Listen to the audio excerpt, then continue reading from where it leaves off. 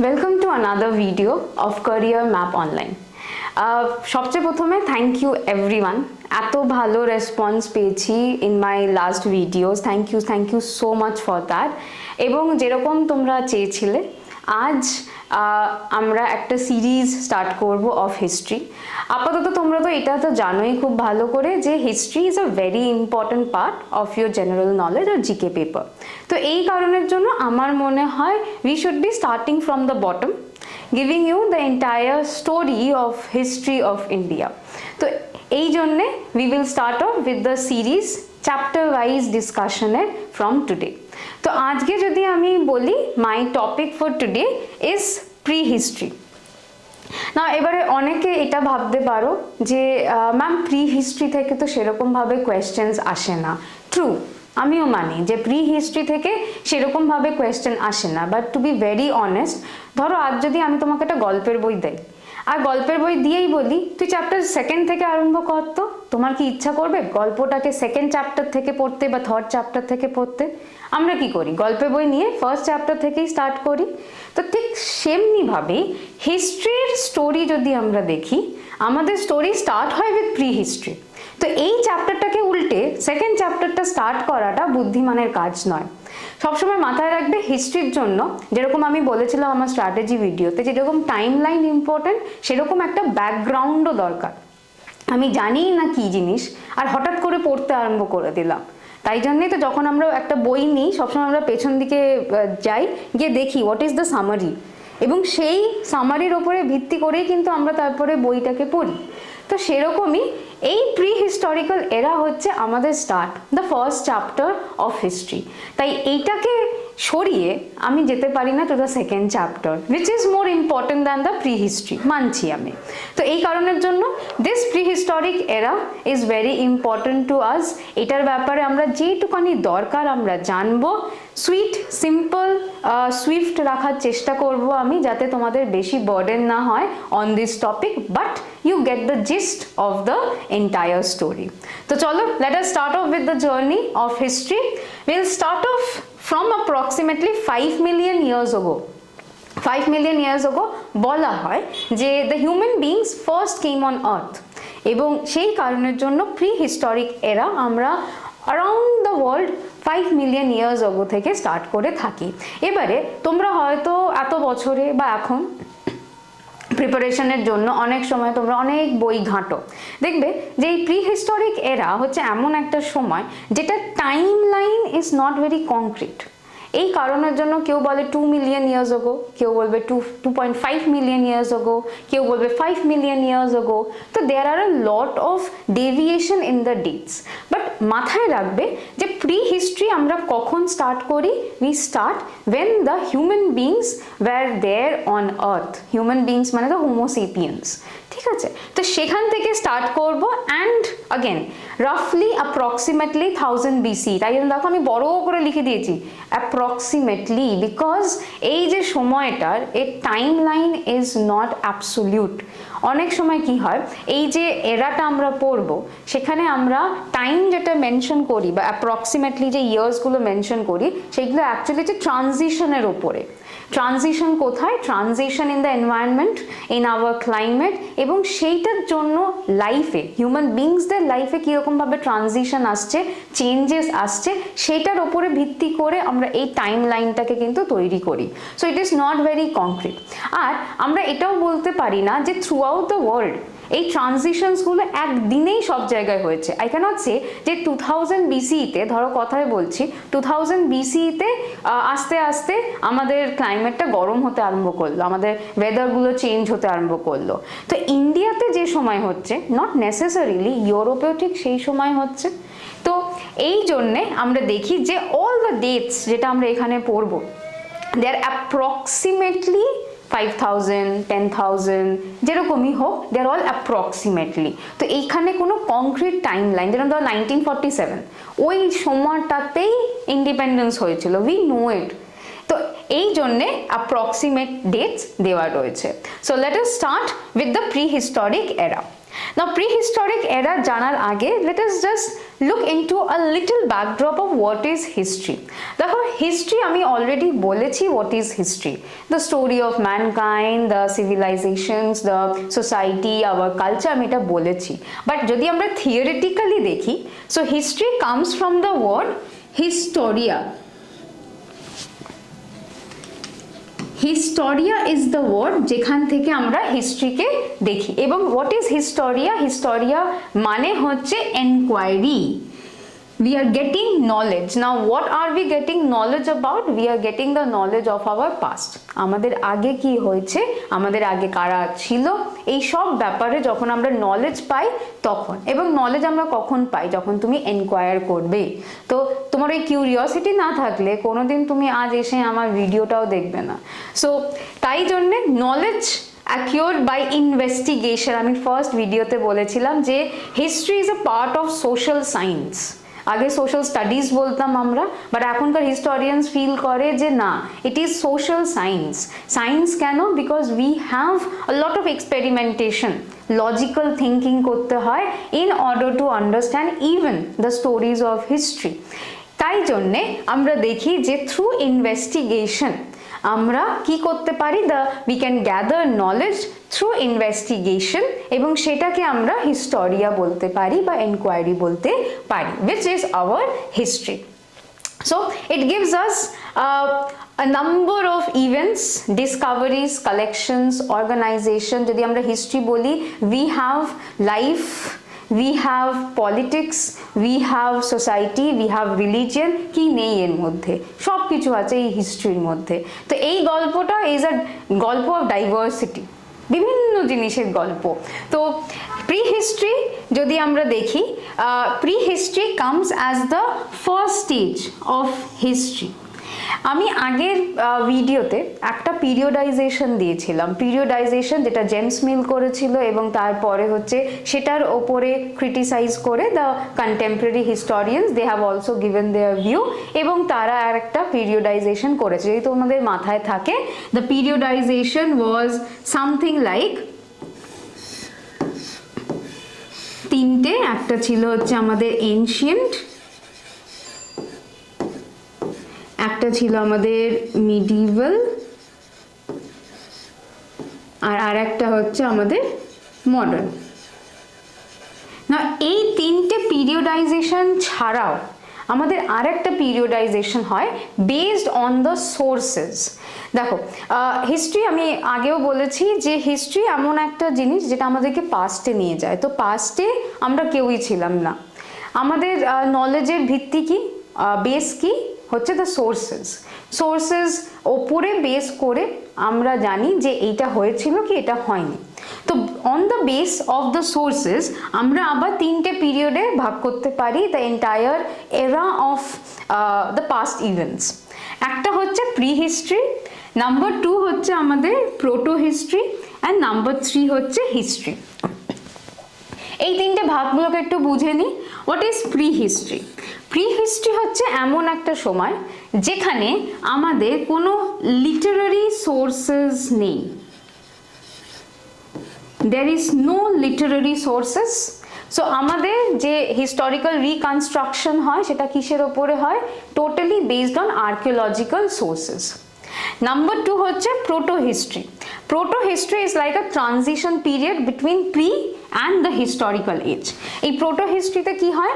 We do have literary sources, writing আছে, এতদিনে already script was in progress বা script ব্যবহার হচ্ছে, কিন্তু the scripts are not deciphered. আমরা এখনো পর্যন্ত বুঝতে পারিনি কি লেখা রয়েছে। Most of the scripts they are pictographic, symbolic, তাই জন্য সেই সিম্বলসগুলো কি বলে we have not understood।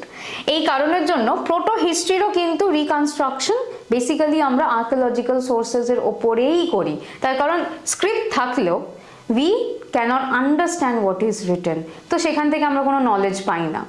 R last one is our history. হিস্ট্রিতে আমরা আমাদের লিটারারি আর আর্কিওলজিক্যাল দুটো সোর্সই পাই। ইনফ্যাক্ট হিস্ট্রিতে more literary sources are available. এবার লিটারারি সোর্সেসের ওপর মানে বেশি অ্যাভেলেবল হলে কি বেনিফিট আমাদের? We get the exact timeline. ধরো আজ কথায় বলছি, আমি একটা নিউজ পেপার পেলাম, newspaper talking about the Dandi march started by Gandhi. So সেই নিউজ পেপারে আমি একটা ডিটেল রিপোর্ট পাবো about what happened in Dandi march, কবে স্টার্ট হয়েছিল, কে করেছিল, কেন করেছিল। But if I just get a terracotta toy belonging to the Indus Valley civilization, সেই টয়টা আমাকে বলবে না যে সেটা কবে হয়েছিল, কে তৈরি করেছিল, কেন তৈরি করেছিল, কিসের জন্য তৈরি করেছিল। সেখান থেকে আমি কি জানতে পারবো, টয়টা কি দিয়ে তৈরি, টেরাকোটা। সো আমি বলতে পারি যে ইন্দাস ভ্যালির মানুষেরা তার মানে টেরাকোটাকে ব্যবহার করতো। টয়টা যদি ধরো একটা কথাই বলছি, একটা বাফেলোর মতন দেখতে কিছু একটা টয়, তার মানে আমি এটা বলতে পারি যে বাফেলো বা কাউ জাতীয় কোনো অ্যানিমাল সেই সময় ছিল। So what are we doing, we do not have exact information, we are reconstructing on the basis of what we feel, আমাদের পারসেপশনের উপরে উই আর রিকনস্ট্রাক্টিং। এবং আর্কিওলজিক্যাল এভিডেন্সেসের প্রবলেম হচ্ছে ইট ইজ নট অ্যাবসোলিউট, একদম একটা অ্যাপ্রক্সিমেট রিকনস্ট্রাকশন দেয়। সেই কারণের জন্য আমি স্টার্টিংয়েই বললাম, যখনই আমরা এই প্রি হিস্টোরিক এরা দেখব, ইনফ্যাক্ট ইভেন প্রোটো হিস্ট্রিতেও যখন আমরা দেখব, this two eras they are not very concrete in their dates, approximately. এবং মোস্ট অফ দেম, বিকজ এই দুটো এরাকে আমরা আর্কিওলজিক্যাল এভিডেন্সেসের ওপরে বেস করে রিকনস্ট্রাক্ট করি, so it can change, it will vary. তোমরা বই থেকে বই দেখবে, it will vary, the dates will vary, some even the facts can also vary. তো এই জন্যে হিস্ট্রি ইজ মোর কংক্রিট। তখন এখানে আমাদের ডকুমেন্টস আছে, রিটেন রেকর্ডস আছে বিভিন্ন রকমের, এবং that gives us very good timeline for the entire period. তো এইটা হয়ে গেল বেসড অন দ্য সোর্সেস। এই যে তিনটে আমরা যে দেখলাম, this are all based on the sources. এই সোর্সেসের উপরে বেস করে you have the three periodisation, prehistory, protohistory and history. আজ আমরা যেটা করব that would be prehistory. তো প্রি হিস্ট্রিতে যদি আমরা এবার সোর্সেস দেখতে যাই, প্রি হিস্ট্রির প্রিডমিনেন্ট সোর্স হবে কি, the archaeological sources. Okay, but তার আগে আমি through out the ancient period আমি একটুখানি সোর্সেসগুলো বলে দিই। যে ancient period, because pre history again is a part of your ancient India, তাই তো এনশিয়েন্ট ইন্ডিয়া যখনই আমরা পড়ি তার পিরিয়ডাইজেশনের মধ্যেই আমাদের প্রি হিস্ট্রিটাকে রাখে।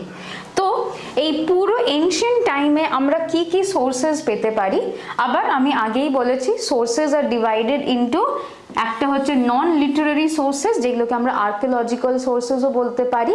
আর্কিওলজিক্যাল সোর্সেস কোনগুলো হবে, যেগুলো ধরো মাটি খুঁড়ে we excavate is careful digging of the earth, of the mud বা soil বলতে পারো, এবং সেখান থেকে when we get the artifacts, different kinds of artifacts can be there, সেগুলোকে আমরা archaeological remains বলে থাকি। তো নন লিটারারি সোর্সেস এক কথায় আমাদের হচ্ছে archaeological sources, material remains. Archaeological sources এর মধ্যে যদি তোমরা দেখো, ডেফিনেটলি কয়েন্স। আজ যদি বাড়িতে বসে যখন ভিডিওটা দেখছো, কারুর কাছে যদি হাতের কাছে কোনো কয়েন থাকে, একবার জাস্ট কয়েনটাকে একটু উল্টে পাল্টে দেখবে, you will get a lot of information from the coin itself. Say for example কোন বছরে এটাকে মিন্ট করা হয়েছিল, দ্য মেটাল যেটা দিয়ে কয়েনটা ইউজ হচ্ছে। তো যদি ধরো একটা রাজার কয়েন আমি পাই যেটা সোনা দিয়ে তৈরি, তা ডেফিনেটলি সেই রাজার ইকোনমিক ভ্যালু বা সেই রাজার কিংডমের economic condition was very good, এটা আমরা বলতে পারি। এবং সেই জায়গায় যদি একটা কোনো রাজা ধরো কপারের কোনো কয়েন মিন্ট করতো বা ইস্যু করতো, তার মানে নিশ্চয়ই he was not as affluent as the other king. এছাড়াও হচ্ছে অনেক সময় তোমরা যদি এনশিয়েন্ট কয়েন্সগুলো দেখো, সেটার পেছন দিকে না রাজার নাম লেখা থাকতো, অনেক সময় গডেসেস এর পিকচার্স আঁকা থাকতো। তো এইগুলো থেকে আমরা কি জানতে পারছি, এই কয়েনটা কার সময়, সমুদ্রগুপ্তার সময় না চন্দ্রগুপ্তার সময়, বা যে ডেটিসগুলো যেগুলো আঁকা থাকতো বা আমি বলবো পাঞ্চ করা থাকতো, সেইগুলো কি আমার রিলিজিয়াস আইডিয়াসগুলোকে বলে। আজ ধরো আমার কয়েনের পেছনে একটা লোটাস রয়েছে, তো ইউ ক্যান অ্যাজিউম যে আমি হয়তো বুদ্ধিস্ট বা আমি বুদ্ধিজমে বিলিভ করি। সেখানে ধরো একটা যদি লক্ষ্মী ঠাকুরের যদি একটা মূর্তি থাকে, তার মানে this person is a Hindu, বা একটা শিবার রয়েছে, ইমেজ রয়েছে, so that means that is a Shaivite. তো এরকমভাবে আমরা রিলিজিয়াস আইডিয়াসগুলোকেও পাই। এখনও তোমরা দেখবে কয়েনের মধ্যে অনেক সময় আমাদের ইন্ডিয়া সংক্রান্ত অনেক কিছু জিনিস থাকে। আগে হচ্ছে because we were agricultural I mean we still are an agricultural land, সেই কারণের জন্য না ওই উইটের ওই স্ট্রেনসগুলো রাখা থাকতো অন দ্য কয়েন্স। তো this shows about the place যেখান থেকে ওই কয়েনটা অরিজিন হচ্ছে বা মিন্ট হচ্ছে। তো তাই জন্য coins number 1 are the archaeological sources. এছাড়াও হচ্ছে material remains. Material remains form the major portion of the archaeological sources.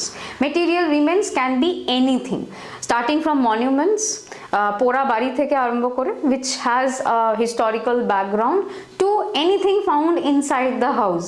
Utensils হতে পারে, toys হতে পারে। যদি আমরা স্টোন এজের কথা বলি, যেটার ব্যাপারে আজ আমরা পড়বো, that would be toys and utensils, tools, এইগুলো সব। তো এইগুলো হচ্ছে আমাদের মেটেরিয়াল রিমেন, যেগুলো হচ্ছে আমরা আন্ডার দ্য আর্থ ডিগ করে ফাইন্ড আউট করে থাকি। সো এক্সকাভেশনসের দ্বারা যে আমরা আর্টিফ্যাক্টসগুলো পাই সেগুলোকে আমরা মেটেরিয়াল রিমেন্স বলে থাকি। Any solid material which was used in the previous times, that are the material remains. And number 3 are the inscriptions. Inscriptions কি? Inscriptions হচ্ছে writing, but these are carved on the solid surface. ধরো wood হতে পারে, stone হতে পারে। তো এইগুলোর ওপরে যখন কার্ভ করে কিছু লেখা হয়, কিছু আঁকা হয়, those are the inscriptions. তো inscriptions, coins and the material remains, এরা হচ্ছে they form the non-literary বা the archaeological sources. এছাড়াও যদি আমরা লিটারারি সোর্সেস দেখে থাকি, লিটারারি সোর্সেস কিন্তু তোমরা স্টোন এজের জন্য পাবে না। We get the proper literary sources from the Vedic age. যখন আমি Vedic age এ পড়াবো তখন আমরা দেখবো the Vedas are coming in. So তখন থেকে we have the good sources like the মানে good literary sources like the Vedas, তারপর আসবে Upanishads, Puranas and so on and so forth. But as of for now, stone এজে কিন্তু এই জিনিসগুলো আমরা পাবো না। We will definitely get this, the archaeological sources, but not the literary sources. But ancient India sources দেখছি, তো what are the literary sources? Number 1 are the secular text. Secular text হচ্ছে সেই সব রিটেন রেকর্ডস যেগুলো religious নয়। It can be written by a number of court poets, travelers, anything beyond religion. তো religious text ধরে না কথাই বলছি, the Vedas, Puranas, Upanishads, which are pertaining to religion. So those are the religious texts. Secular text can be any account of the rulers. ধরো কথায় বলছি, we have books written by Megasthenes, we have books written by say অর্থশাস্ত্র, আমরা এই নামটা সবাই জানি, অর্থশাস্ত্র written by Kautilya. So Arthashastra becomes an example of the secular text. সেখানে কিন্তু কোনো রিলিজিয়নের কথা লেখা নেই, সেখানে অ্যাডমিনিস্ট্রেশনের ব্যাপারে লেখা রয়েছে বিয়ন্ড এনিথিং অফ রিলিজিয়ন। তো সেইগুলো হয়ে যায় হচ্ছে সেকুলার টেক্সট। আর নাম্বার 3 হচ্ছে ফরেন অ্যাকাউন্টস।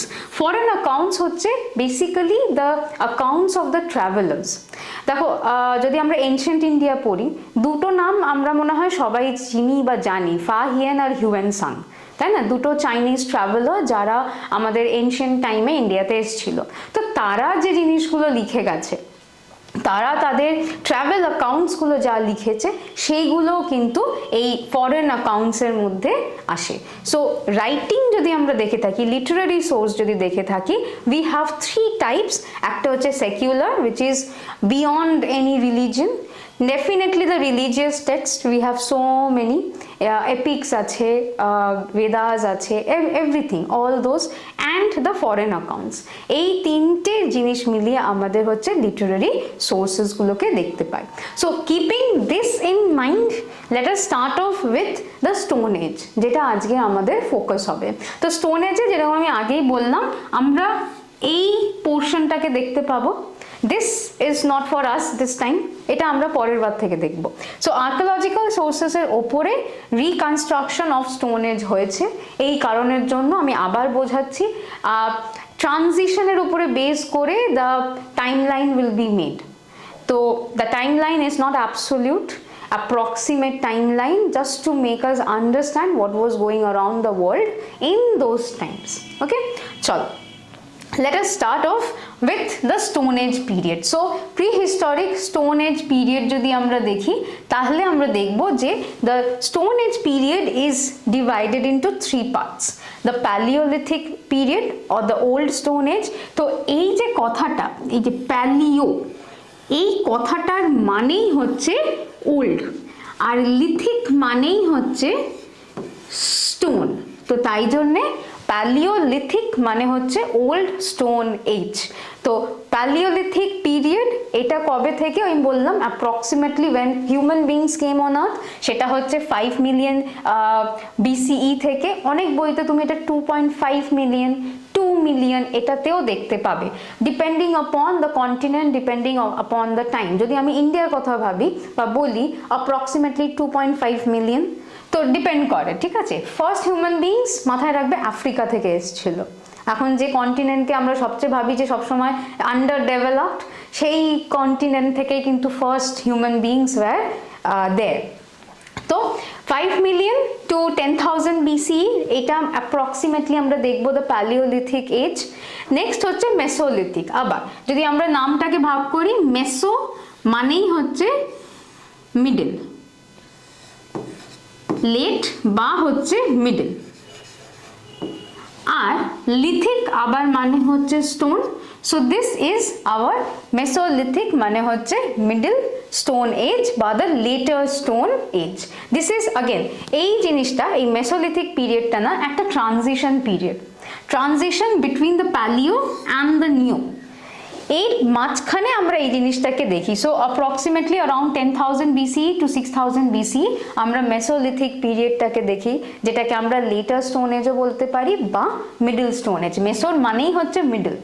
তো মিডল কেন না, এটা প্যালিও আর নিওলিথিক এজটাকে জয়েন করে, ট্রানজিট করে, এই কারণের জন্য। অ্যান্ড দ্য লাস্ট ওয়ান, যেটা আমাদের জন্য অ্যাকচুয়ালি একটু ইম্পর্টেন্ট, তার কারণ অনেক এমন চেঞ্জেস হয় which have form the livelihood of the present time. তো এটা হচ্ছে আমাদের neolithic period. New stone age, neo মানে হচ্ছে নিউ, আবার সেই লিথিক মানে হচ্ছে স্টোন। সো নিওলিথিক মানে হচ্ছে দ্য নিউ স্টোন এজ। এইখানে we will have the maximum of the changes, যেখান থেকে আমরা বুঝতে পারবো যে আমরা প্যালিওলিথিকে কি ছিলাম আর সেখান থেকে নিওলিথিকে কি হলাম। আর এইটার উপরে বেস করে the changes in the Neolithic period, এইটার উপরে বেস করে কিন্তু এখনো পর্যন্ত, আজও পর্যন্ত আমরা যে লাইভলিহুড বা লাইফস্টাইল লিড করে থাকি, দেখবে কোথাও না কোথাও এই সময়টার সাথে কানেকশন কিন্তু রয়েছে। সো আবার অ্যাপ্রক্সিমেটলি 6,000 to 1000 BCE এটার টাইম। আরেকবার বলছি, এই যে টাইম পিরিয়ড যেগুলো লেখা রয়েছে, এটা কিন্তু সব জায়গায় সেম নয়। ইন্ডিয়াতে একরকম হবে, ইউরোপে একরকম হবে, but it is just an approximate time line, যেটার ওপরে বেস করে আমরা এই তিনটে ভাগে ভাগ করতে পারি the stone age people.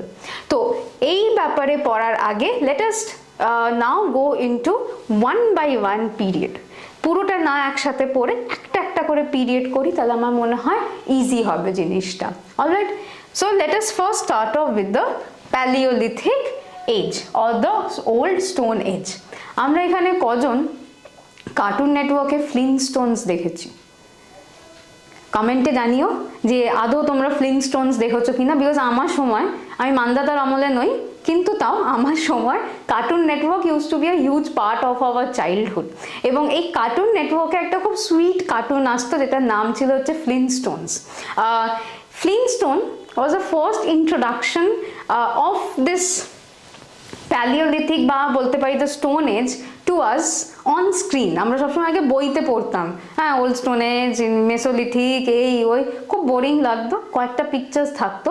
But trust me, এই ফ্লিনস্টোন দেখার পরে তোমার না, তোমার কেন, আমারও ইন্টারেস্টটা বেশ বেড়েছিল on this stone age, because they have made it visual, যে তখনকার লাইফ কেমন ছিল। So thanks to Cartoon network.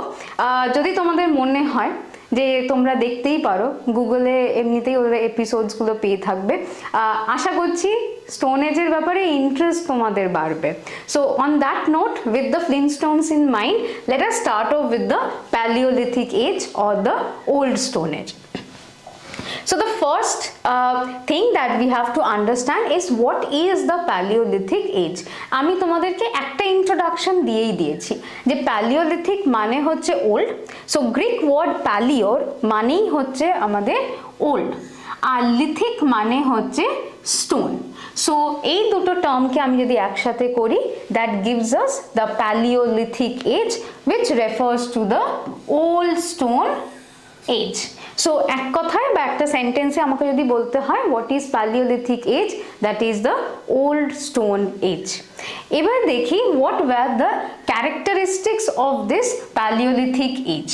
The first one, the Indian people are believed to have belonged to the Negrite race and lived in the open air, river valleys, caves, rock shelters. এই জিনিসটা একটুখানি মাথায় রাখো, কোথায় কোথায় থাকে দেখো। Open air, definitely we did not have anything called our house. হাট বলো, প্যালেস বলো, ম্যানশন বলো, কোনো রকমের হাউসই ছিল না।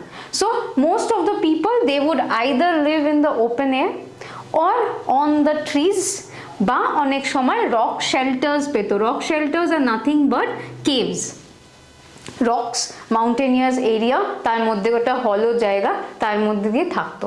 So number one point is that there was no concept of house. যে যেখানে পারতো একটা কাইন্ড অফ শেল্টার নিয়ে they use to live over there. Number two হচ্ছে they were food gatherers and hunters. এটা খুব ভালো করে মাথায় রাখবে। এক কথায় যদি কেউ আমাদেরকে জিজ্ঞেস করে যে what kind of people lived in the palaeolithic age, সেটা হবে হচ্ছে hunters and gatherers. Hunters because we used to hunt wild animals, ছোট হোক বড় হোক, and gatherers why? Because we used to gather roots, fruits from different places. এবং এই কারণের জন্যই কিন্তু most of them they had a nomadic life. Nomadic life মানে কি? যারা এক জায়গা থেকে আর এক জায়গায় ঘুরতে থাকে। দেখো the concept is very easy. আজ ধরো আমি যেই জায়গায় রয়েছি in the wild, in the forest, সেখানে একটা number of animals রয়েছে যাদেরকে আমি হান্ট করতে পারি। আমি এখন কোনোদিন ভাবতে পারি না আমি একটা হিউম্যান বিং হয়ে আমি একটা ম্যামথকে গিয়ে মারবো। আই ক্যানট অলোন, আমার একটা পুরো গ্রুপ দরকার।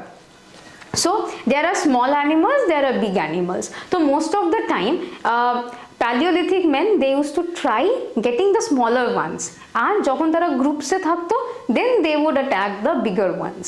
তো এই স্মলার হোক বা বিগার হোক, আমি এক জায়গায় রয়েছি, আমি কন্টিনিউয়াসলি হান্ট করছি 2 days 3 days অন্তর অন্তর, তো কি হবে একটা টাইমের পরে গিয়ে the food will get exhausted, আর তো অ্যানিমালস থাকবে না। And secondly, sometimes even the animals might migrate, এক জায়গা থেকে আরেক জায়গায় তারা ঘুরবে, because they are also wild animals. তারা তো এক জায়গায় বসে থাকবে না যে চলো আমাকে তো হান্ট করবে তো আমি এক জায়গায় বসে থাকি, করবে না কোনোদিন। So they will also move from one place to another. তো তাদেরকে হান্ট করার জন্য আমাকেও তাহলে মুভ করতে হবে উইথ দেম।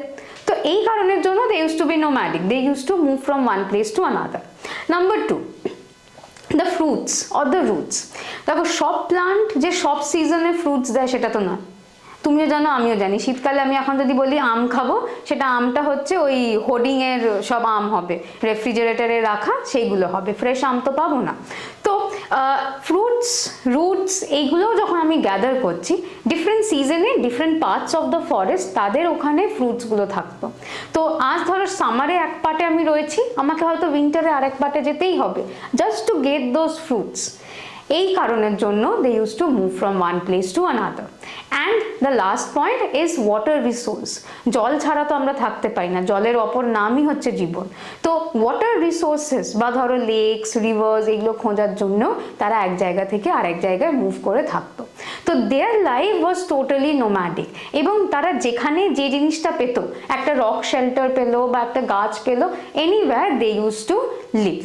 কিন্তু একটা জিনিস মাথায় রাখবে যে এই রক শেল্টার্সগুলোরও না ডিভিশন আছে।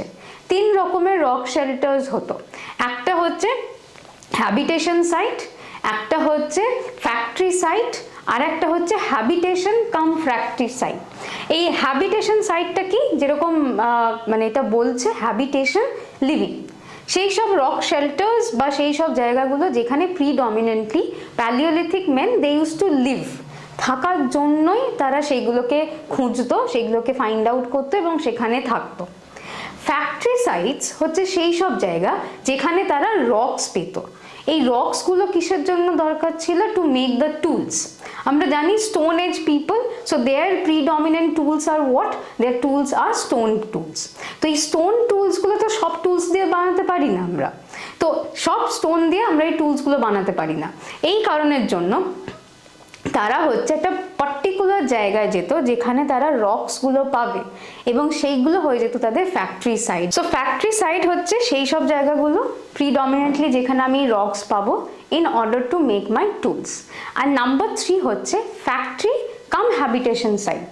যেরকম নামটা সাজেস্ট করছে, ফ্যাক্টরির মতন আমি রকসও পাবো, প্লাস আমি সেখানে থাকতেও পারবো।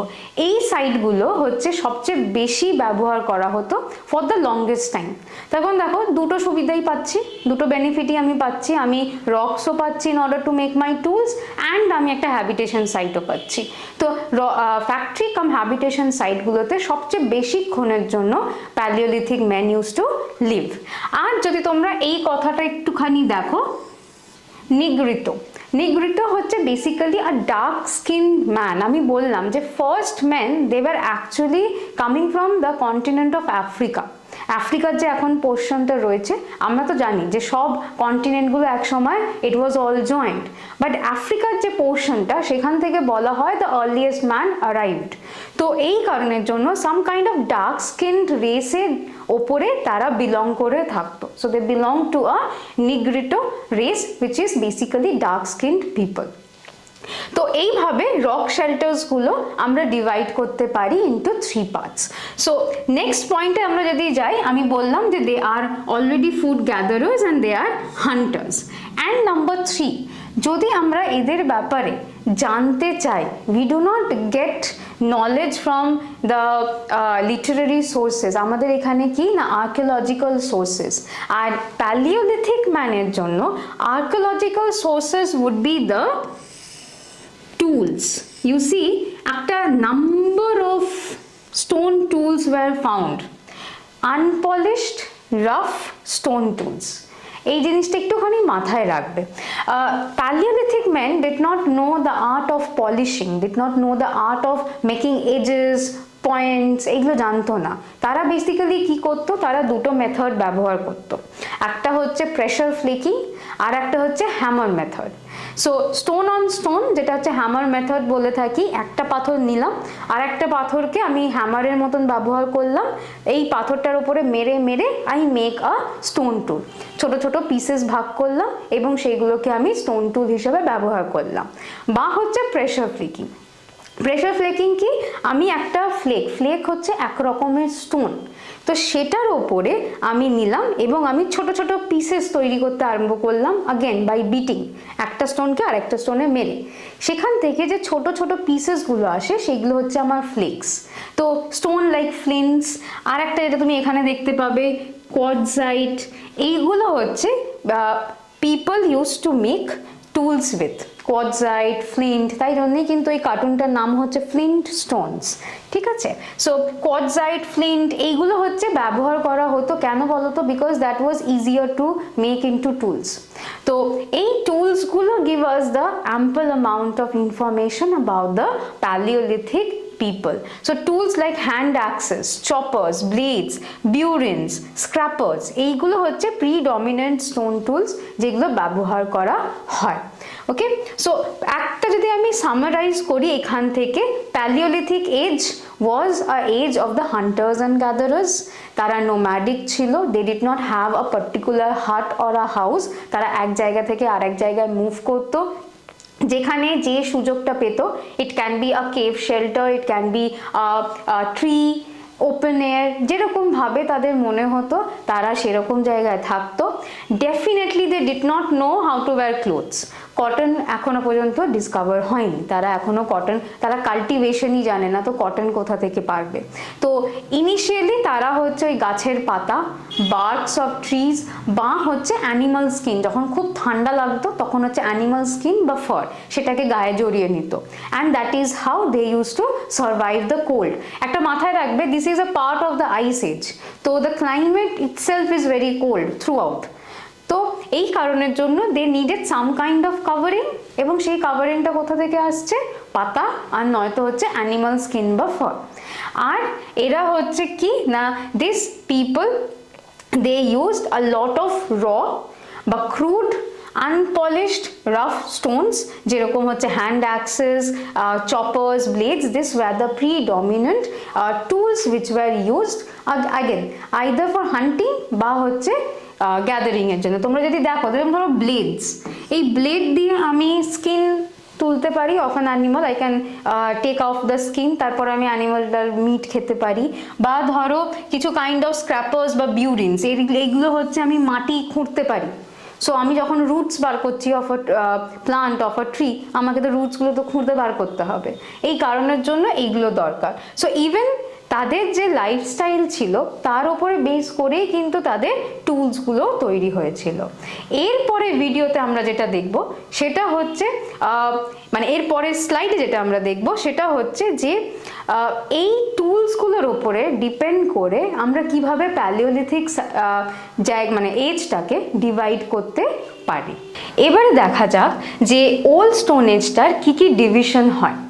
তো যদি তোমরা এই স্লাইডটাতে দেখো, তোমরা দেখতে পাবে যে based on the type of tools which were used during the Paleolithic era, we have three divisions of the age, namely the lower Paleolithic age, the middle Paleolithic age and the upper Paleolithic age. এইগুলোর differences গুলো কি এবার একটুখানি জেনে নিই। যদি আমরা kind or type of টুল দেখি, দেখো মেজরলি প্যালিওলিথিক টুলস, দে আর ক্রুড, দে আর রাউন্ড, দে আর বিগ, মানে বোল্ডার্স টাইপের, কিন্তু তাদের মধ্যে তো ডিভিশনস হতে পারে। কোথাও আমি বিউরিনস ব্যবহার করতে পারি, কোথাও আমি স্ক্র্যাপার্স। তো সেই বেসিসে আমরা এবারে দেখব যে কোন সময়টাতে কীরকমভাবে টুলসগুলো ডিভাইড করা হয়। সো যদি আমরা লোয়ার প্যালিওলিথিকটা দেখে থাকি, তোমরা দেখো this is basically up to 1 million BCE, ঠিক আছে? এবং এই সময় কিন্তু হান্টার্স গ্যাদারার্স রয়েছে মানুষেরা। সো তাদের টুলসগুলো এমন কিছু হবে যেটা তাদেরকে হান্টিং এবং গ্যাদারিংয়ে সাহায্য করে থাকবে। Say for example, we have the hand axes. Hand axes are basically একটা এরকম স্টোন থাকতো, তার সাথে হচ্ছে একটা হ্যান্ডেলের মতন ইউজ করতো। Now this handle could have been animal bone বা হচ্ছে ব্রাঞ্চ বা কোনো টাইপের একটা উডেন স্টিক, আইদার ওয়ান, ঠিক আছে? নেক্সট হচ্ছে চপার্স। চপার্স আবার হচ্ছে মিট চপ করার জন্য আমাদের দরকার পড়বে। So choppers and cleavers, these are all the types of tools যেগুলো হচ্ছে heavy, round, very crude, unpolished, এরকম টাইপের টুলস আমরা লোয়ার প্যালিওলিথিক এজে দেখে থাকবো। মেজরলি যেটা হচ্ছে তাদেরকে হান্টিং গ্যাদারিংয়ে সাহায্য করে থাকবে। এইগুলোর মধ্যে একটা যেটা তোমরা মাথায় রাখতে পারো সেটা হচ্ছে মহারাষ্ট্রের বড়ি বলে একটা জায়গা আছে, যেখানে কিন্তু আমরা এরকম টাইপের টুলসগুলো পেয়েছি। Next, if we move on to the middle Paleolithic, this is till 40,000 BCE, আর হচ্ছে এই সময় টুলসগুলো হচ্ছে ফ্লেক্স, ব্লেডস, পয়েন্টার্স। দেখো এইগুলো আবার কি, এইগুলো হচ্ছে মিট কাটিং বা হচ্ছে স্কিনটাকে তোলার জন্য, ছোট ছোট করে মিটটাকে কাটার জন্য এইগুলো দরকার। আর হচ্ছে কি স্ক্র্যাপার্স, বোরার্স, আবার হচ্ছে সেই আগের বারে বলেছিলাম ডিগিং করার জন্য, রুটস ডিগ করছি আমি, বা অনেক সময় টিউবার্স থাকতো, সো এই টিউবার্সগুলোকে বার করার জন্য। তো এই টাইপের আমরা টুলস দেখতে পাই in the middle paleolithic age. Number 3 হচ্ছে আপার প্যালিওলিথিক। আপার প্যালিওলিথিকে আমরা মোস্টলি হচ্ছে যে টুলসগুলো দেখব, those were a little innovative. যেরকম দেখো harpoons, needles, parallel sided blades. দেখো একটা ট্রানজিশন হচ্ছে মিডল থেকে আপার প্যালিওলিথিকে। মিডলে অলরেডি কিন্তু তারা, যদি আমি কম্পেয়ার করে থাকি from the lower to the middle, already কিন্তু তারা ছোট ছোট টুলস তৈরি করতে আরম্ভ করে দিয়েছে। একটা ব্লেড খুব বড় টুল হতে পারে না, বা একটা ফ্লেক সেটা হচ্ছে ছোট পিস অফ স্টোন, তো সেইগুলো খুব বড় কিছু টুলস হতে পারে না। তো অলরেডি কিন্তু তারা হচ্ছে হেভি রাফ টুলস থেকে ছোট ছোট টুলস, লাইটার, থিনার, বিকজ ওরাও বুঝতে পারছে যে in order to hunt better we have to have very handy tools. তারপর আমি একদম অ্যানিমালের সামনে গিয়ে পাথর ছুঁড়ে মারলাম, ততক্ষণ অ্যানিমালই আমাকে মেরে দিল। So what is the use? এই কারণের জন্য ওরা কিন্তু টেকনোলজিক্যালি ওয়াইজ আমরা দেখি যে টুলসগুলোকেও চেঞ্জ করতে থাকে, এবং tools are becoming better and better to the smaller, pointier, edgier, একটু শার্পার করছে, নট অ্যাজ শার্প যেটা আমরা নিওলিথিকে দেখবো, not as pointy as in the neolithic, but definitely better than the lower paleolithic. আর নেক্সট হচ্ছে আপার প্যালিওলিথিকে। আপার প্যালিওলিথিকে দেখো there is a transition. Needles হচ্ছে বোনস দিয়ে তৈরি করা হতো, অ্যানিমাল বোনস, বা হচ্ছে হারপুন্স কি করা হতো, মাথার ওপর একটা ছোট স্টোন রাখা হতো এবং তার নিচে একটা রড জাতীয়, মানে একটা ব্রাঞ্চ হোক বা একটা বোন, লম্বা বোন জাতীয় একটা কিছু অ্যাটাচ করা হতো যাতে ফিশিং করতে পারে, যাতে হচ্ছে ছুঁড়ে কিছু জিনিসকে হান্ট করা যেতে পারে। তো এইগুলো হচ্ছে হারপুন্স। তো এইগুলো হচ্ছে mostly, this is basically innovation in the tool technology.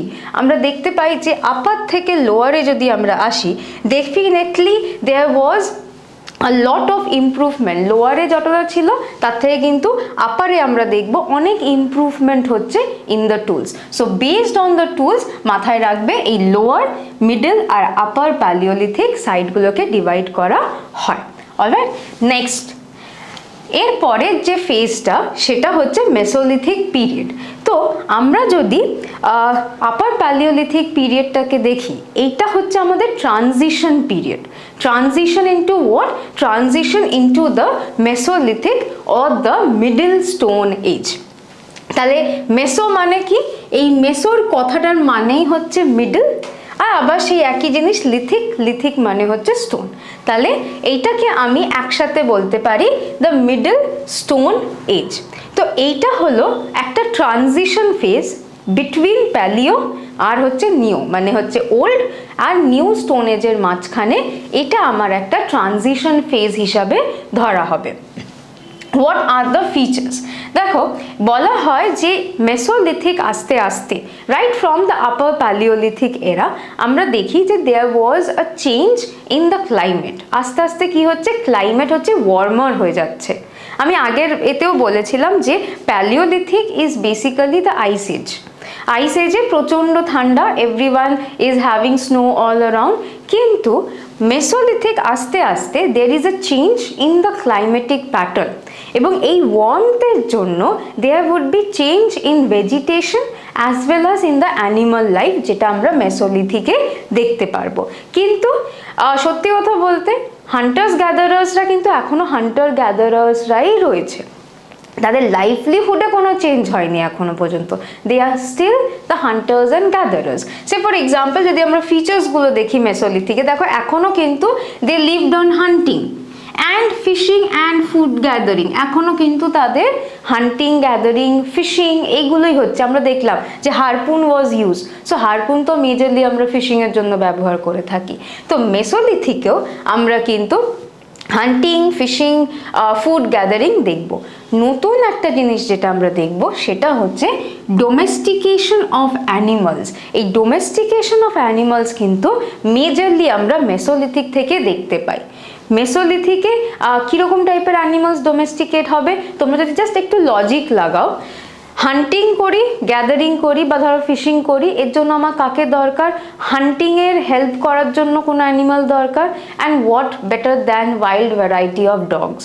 So dogs war actually, আমি বলবো না যে দ্য ডগস যেটা আমার আর তোমার বাড়িতে এখন পেট হয়ে রয়েছে সেটা নয়, কিন্তু the wild variety of dogs, তাদেরকে ফার্স্ট টাইম আমরা ডোমেস্টিকেট করতে দেখি। দেখো এখানেই রয়েছে the wild ancestor of dog, they were the first animal to be domesticated by the mesolithic people. এছাড়াও শিপ, গোট এরাও কিন্তু কমন ডোমেস্টিকেটেড অ্যানিমালস। দেখো এমন কিছু অ্যানিমাল আমাকে রাখতে হবে যে হচ্ছে আমাকে বেনিফিট দেবে। সো শিপ, গোট, এদের কাছ থেকে milk, meat, this were the common things that we could get. তো এই কারণের জন্য এদেরকে রাখা হতো। এছাড়াও হচ্ছে এখন আমরা দেখব যে সেমি পার্মানেন্ট সেটেলমেন্টসে পিপল আর লিভিং। সেমি পার্মানেন্ট মানে কি? হয়তো একটু বেশি সময়ের জন্য একটা জায়গায় থাকা। এখনও আমাকে সেই একই জিনিস ফলো করতে হবে। হান্টিং করার জন্য যেখানে যেখানে অ্যানিমালসরা যাবে আমাকে সেখানেই যেতে হবে, যেখানে যেখানে ফ্রুটস বা যেখানে যেখানে রুটসগুলো যে সিজনে গ্রো করবে আমাকে এখনও সেখানেই যেতে হবে। কিন্তু কি আগে যেরকম আমরা খুব ইজিলি এক জায়গা থেকে আরেক জায়গায় মুভ করতাম সেইটা নয়, এখন আমরা বেশি সময়ের জন্য একটা জায়গায় থাকার চেষ্টা করে থাকি। So semi permanent settlements and still caves বা হচ্ছে open grounds, they are still using caves and open grounds. তো প্যালিও আর মেসোর মধ্যে কিন্তু আমরা এমন কিছু খুব একটা বেশি ডিফারেন্স দেখি না, মোটামুটি the lifestyle of the people they are almost similar. But হ্যাঁ, there is definitely evolution। তখন উইথ এনভায়রনমেন্ট আমাদেরকে অ্যাডাপ্ট করতে হবে, এবং থ্যাঙ্কস টু আমাদের প্রিহিস্টোরিক ম্যান যে তারা অ্যাডাপ্ট করতে পেরেছিল বলে আজ আমরা এখনও রয়েছি, আদারওয়াইজ হয়তো ডাইনোসরসের মতন আমরাও এক্সটিংক্ট হয়ে যেতাম। Anyways, so let's move on with the next feature. Now over here people use to believe in life after death. Actually অনেক জায়গায় বারিয়ালস পাওয়া গেছে which belongs to the prehistoric time, এবং বারিয়ালসের একটা খুব ইম্পর্টেন্ট বা একটা খুব ফ্যাসিনেটিং জিনিস হচ্ছে উইথ দ্য ডেড বডিজ ছোট ছোট ইউটেন্সিলস বা পটারি কাইন্ড অফ জিনিস আমরা পরবর্তীকালে পেয়ে থাকি। এই সময় দেখবে যে কিছু ফুড আইটেমস বা কিছু গুডস এই বারিয়ালের সাথে আমরা পেয়েছি। সো ফুড আইটেমস কেন দেব? আমরা একটা ডেড বডিকে যখন বারি করছি আমরা কেন একটা ফুড আইটেম দেব? হয়তো তাদের এটা আবার হচ্ছে রিকনস্ট্রাকশন, কিন্তু জাস্ট আমরা পারসিভ করছি, may not be, maybe. So there is a big maybe that maybe the people in the Mesolithic period they felt that there was a life after death। তো এই যে লাইফ আফটার ডেথে যে জার্নিটা হবে of the person যে মারা গেছে, তার জন্য হচ্ছে এই ফুড আইটেম বা অন্যান্য গুডস, অনেক সময় স্টোন টুলসগুলো দেওয়া হতো জাস্ট টু মানে একটা সেফটি থাকবে এরকম জিনিসটা ভেবে করা হতো। So items with the dead bodies were buried inside the burials, এবং that gives us the idea about their religious, বা আমি রিলিজিয়াস বলবো না, about their belief system of this era. এছাড়া যেটা আমাদেরকে এখানে খুব ইম্পর্টেন্ট মাথায় রাখতে হবে সেটা হচ্ছে মাইক্রোলিথস। লিথ মানে আবার হচ্ছে স্টোন, আর মাইক্রো মানে কি ছোট ছোট।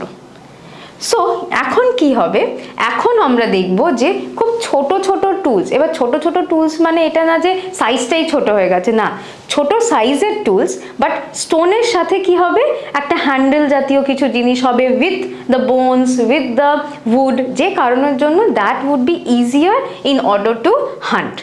আর মিনিয়েচার স্টোন টুলস এগুলোকে আমরা বেসিক্যালি মাইক্রোলিথস বলে থাকি, পিগমি টুলস বলে থাকি, অনেক কটা এরকম নাম আছে, যেগুলো হচ্ছে সিলিকা বা হচ্ছে চার্ট এইগুলো দিয়ে হচ্ছে তৈরি করা হতো। This are all different kinds of rock materials, যেরকম যেখানে রকস পেত তারা সেইগুলোকে দিয়েই ছোট ছোট ফ্লেক্স তৈরি করে সেখান থেকে একটু এজি একটু পয়েন্টি করে তারা এই ছোট ছোট মাইক্রোলিথসগুলোকে তৈরি করতো, সো দ্যাট হান্টিংয়ে আরও বেশি হেল্প হবে, ইজিয়ার হবে, ফাস্টার হবে, এফিশিয়েন্ট হবে।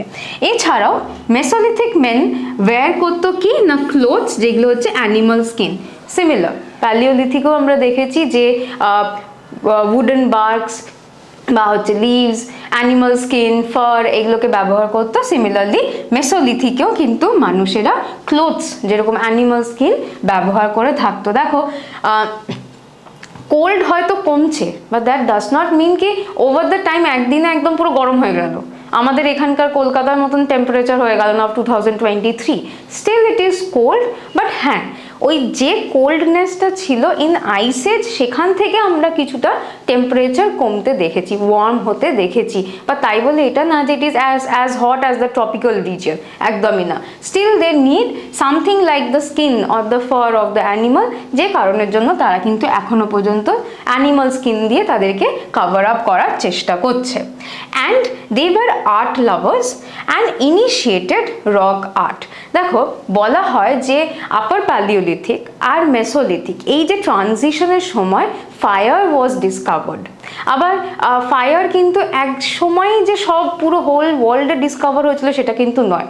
ইন্ডিয়াতে হয়তো এক সময় হয়েছে, আবার ইউরোপে হয়তো এক সময়, আফ্রিকাতে হয়তো এক সময়, বাট মেজরলি আমরা ধরি end of Paleolithic মানে upper Paleolithic age and start of the Mesolithic এই সময়টাতে আমরা দেখি যে ফায়ার ওয়াজ ডিসকভার। এবার fire discovery is a big discovery, একটা মানে twist in the tale of human beings হয়ে গেছিল। তখন fire could be use in a number of beneficial ways. Say for example, এতদিন ধরে তারা রাতেবেলা যখন ঘুমাচ্ছে ইট ওয়াজ বিটারলি কোল্ড, এখন ফায়ার দিয়ে we can warm ourselves. Number two হচ্ছে এত অ্যানিমালসরা ঘুরে বেড়াচ্ছে, আলটিমেটলি এরা কিন্তু এখনো ওয়াইল্ডেই থাকে, এখনো আমরা কিন্তু কোথাও দেখিনি যে দে আর মেকিং হাউসেস বা huts, so semi permanent but still they are in the caves, so they are basically in the ওয়াইল্ডে আমরা ওয়াইল্ড অ্যানিমালসও পাবো। To scare the wild animals away fire was also used. Even fire was also use to cook meat. বলা হয় এটা আবার হচ্ছে মানে আমি সবসময় বলি যে প্রি হিস্টোরিক ম্যানের লাইফে না অ্যাক্সিডেন্টস একদম ভরা ছিল। অ্যাক্সিডেন্টালি তারা ফায়ার ডিসকভার করেছিল, অ্যাক্সিডেন্টালি তারা কুকিং ডিসকভার করবে, অ্যাক্সিডেন্টালি তারা হুইল ডিসকভার করবে। So their life was full of accidents. তো নাম্বার ওয়ান অ্যাক্সিডেন্ট হচ্ছে ফায়ার। বলা হয়, গল্পটা যদি তোমরা দেখো, বলা হয় যে একজন এই ফ্লিন্ট স্টোনস যেগুলো হয়, ফ্লিন্ট স্টোনসগুলো জায়গায় ঘষছিল, মানে দুটোকে ঘষছিল, অ্যান্ড হঠাৎ করে সেখান থেকে স্পার্ক বেরোয়। তো স্পার্কটা গিয়ে কোথায় পড়ে না, সামনে হচ্ছে কিছু ড্রাই লিভস আর হে জাতীয় জিনিস ছিল, আর এই স্পার্কটা ওটার উপর পড়তে সেটাকে ধরে ফেলেছিল, and then fire was discovered.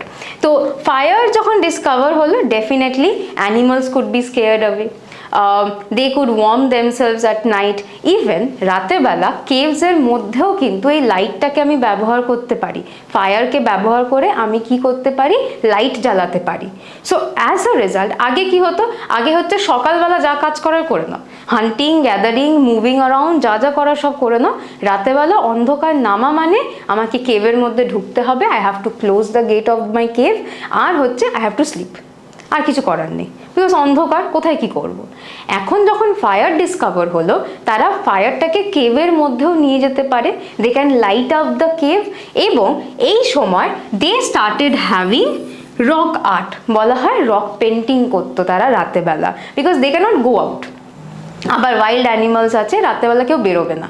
So rock painting বা কেভ পেন্টিংগুলো তারা স্টার্ট করলো করতে at night with the help of the fire. So subject matter of this painting maximum সময় তারা হচ্ছে wild animals, যেগুলো তাদের in and around থাকতো। hunting scenes আমরা দেখতে পাই, তোমরা ভীমবেটকা যাও বা কাশ্মীর যাও, সেই সব জায়গায় না তোমরা রক পেন্টিংস দেখতে পাও, কেভ পেন্টিংস দেখা যায়, সেইখানে তোমরা দেখবে যে হান্টিং সিনস, তখন হান্টিং ওয়াজ দ্য মেজর অকুপেশন, তো সেটাকে ডেপিক্ট করা। বা অনেক জায়গায় হচ্ছে যে অ্যানিমালসগুলো তারা পেতো ইন অ্যান্ড অ্যারাউন্ড, ডগ বলো, ডিয়ার বলো, যা যা পেতো সেইগুলোকে আঁকার চেষ্টা হতো in the cave paintings or the rock paintings. So wild animals, hunting scenes, even food collection কিভাবে তারা করতো, ডান্স কিভাবে করতো, আবার ডান্স ভেবো না এখনকার modern dances, no, the way they use to express, যখন তারা হ্যাপি হতো কিভাবে তারা নিজেদেরকে এক্সপ্রেস করতো, সেইগুলো তারা হচ্ছে এইগুলোর এই পেন্টিংসগুলোর মাধ্যমে ডেপিক্ট করে থাকতো। সো ফায়ার কিন্তু ডিসকভার হওয়ার পরে অনেক কিছু চেঞ্জেস হয়, and that was seen in the mesolithic period. So more or less this are the major features of the mesolithic era. So আমরা একটা কথাই বলতে পারি, আস্তে আস্তে আমাদের এনভায়রনমেন্ট চেঞ্জ হচ্ছে with the help of the climate change. Number two, discovery of fire হয়েছে, সেই কারণের জন্য এখন আমাদের প্রি হিস্টোরিক ম্যান যে শুধু হান্টিং গ্যাদারিং করছে সেটা নয়, they are also into art and definitely the use of microliths. Microliths are very important pygmy tools, যাতে কি না বেটার হান্টিং, বেটার গ্যাদারিং তারা করতে পারে। So this are the highlights of the middle stone age. So please like, leave the comments যা ভালো লাগবে, share, and please subscribe the channel.